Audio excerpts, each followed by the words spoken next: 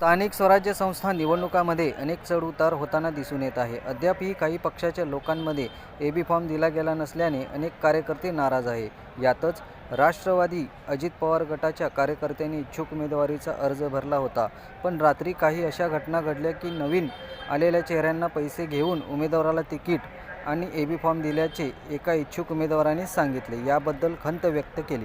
नमस्कार, मी प्रभाग 4 मधून राष्ट्रवादी पक्षाकडून बंटी आकाश यंपुरे हा इच्छुक होतो. गेले कमीत कमी 15 वर्ष मी राष्ट्रवादी घड्याळ चिन्हाचा मी कार्यकर्ता होतो, निष्ठावंत. ज्याला आज जर बघायला गेलं तर अजितदादांच्या नावाखाली आणि अजितदादांच्या पक्षाचं नाव खराब करण्याचं काम सोलापूरमध्ये राष्ट्रवादीच्या पक्षाच्या एका नेत्याकडून होत आहे. जर आपण खाली बघायला गेलं तर तिकिटाची अक्षरशः विक्री चालू आहे. दादाच्या पक्षाची राष्ट्रवादी घड्याळ चिन्हाची प्रभाग 4 मधून जर इच्छुकमध्ये जर तो व्यक्ती राष्ट्रवादी पक्षाचा सदस्य नाही, राष्ट्रवादी पक्षाचा फॉर्म घेतला नाही, मुलाखत दिली नाही, कोणतंही राष्ट्रवादीचं काही नसताना काँग्रेसमधून बीजेपी मधून मालकांनी शब्द दिला असं सांगून काँग्रेस सोडले. त्यानंतर मालकांनी कोणता शब्द दिला हे न सांगता राष्ट्रवादीचा आज तिकिटावर ते उभा राहतात. म्हणजे अशी एकदम पैशाची ज्यावेळेस त्यांनी बोलणी केली त्याला भुरळ पडून कुठं तर आमच्या सोलापूर शहरमध्ये प्रभाग 4चे जे काही सगळं नियोजन करणारे आहेत आमचे नेते, त्यांच्या हातातून ही सगळ्यात मोठी तिकिटाची विक्री झालेली आहे. आणि अजितदादा आणि मी सोलापूरचे शहर अध्यक्ष संतोष भाऊ यांना मी विनंती करतो की मी कोणत्याही प्रकारचा नाराजी नसून पण महायुतीचाच उमेदवार निवडून आणायचं मी काम करेन. पण सांगायचं झालं तर आपली यंत्रणा मोठी आहे. आपण विचार करावा की अशा पद्धतीने सोलापूर शहरामध्ये तिकिटाच्या नावाखाली, तुमच्या नावाखाली कुठेतरी पैशाची उधळण होत आहे. तिकीट मिळवण्यासाठी पैशाचा वापर होत आहे. पैशाचा वापर होत आहे म्हणजे कोण केलंय, काय केलंय, कुठे केलंय? प्रभाग 4 मध्ये आपण बघितलात की ओबीसी कॅन्डिडेट मधून मी इच्छुक होतो आणि माझ्या नावानंतर नितीन बनपटे हा एक इच्छुक होता.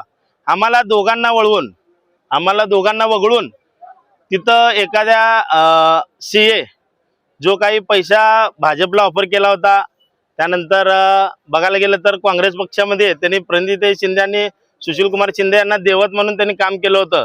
पण कालांतराने बघायला गेलं तरी त्यांना दोन्हीकडे नाकारण्यात आलं.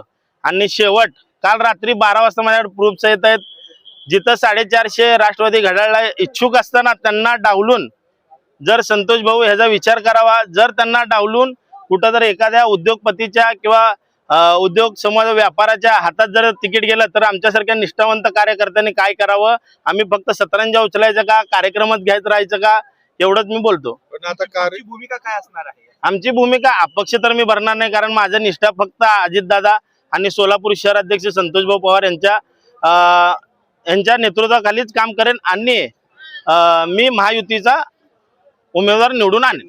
कार्यकर्त्यांचा विचार केला जाईल असं म्हणाले होते, पण अजूनही कार्यकर्त्यांचा विचार झाला नाही असं तुमचं म्हणणं आहे का? 100% आपण बघायला गेला तर अण्णा बनसोडे ज्यावेळेस सोलापूरचे प्रमुख म्हणून निवडण्यात आले त्यावेळेस त्यांनी कार्यकर्त्यांना हा बोलला होता शब्द की जिथे बळ नाही, जिथे ज्या काही गोष्टी कमी पडतात तिथे आम्ही त्या कार्यकर्त्याला बळ देऊ.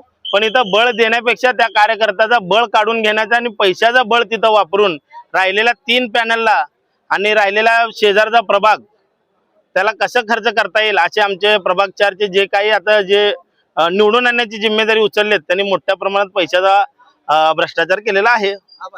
निवडणुकीपूर्वी जेव्हा तुमच्या प्रभागामध्ये अण्णा बनसोडे हे आलेले होते तेव्हा त्यांनी तुम्हाला शब्द दिला होता की तुम्हाला उमेदवारी देईल. त्या शब्दाची आता कुठेतरी म्हणजे शब्दाला त्यांची आता किंमत नाही असं पक्षामध्ये 100% काय वाटतं त्या संदर्भात? 100% त्या शब्दाला आता काहीच किंमत उरलेली नाही. कारण अण्णा बनसोडेंना दिशाभूल केलेली आहे. अण्णा बनसोडेंना सांगितले गेलेलं आहे की मी प्रभाग 4 आणि 5ची जिम्मेदारी घेतो.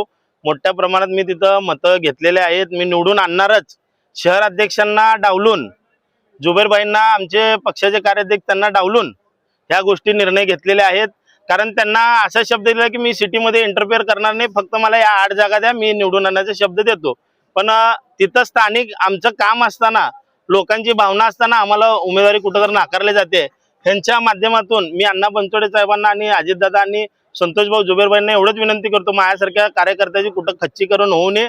जो फक्त घराघरामध्ये घड्याळ चिन्ह पोचवेल आणि दुसरा येऊन इथं राज्य करेल हे आता चालणार नाही. तुमच्यावरती एवढा अन्याय होते तरी पण तुम्ही तुम्ही इतकं शांत का? तुम्ही पण कुठे मॅनेज झाला आहात का? अजून पण पक्षाचं तुम्ही चुकून काम नाही. करत माझं आहात? एकच वाक्य आहे, फक्त अजितदादा आणि संतोष भाऊ दोघच माझे दैवत. त्यांनी म्हणेल ते निर्णय माझा ठाम राहील.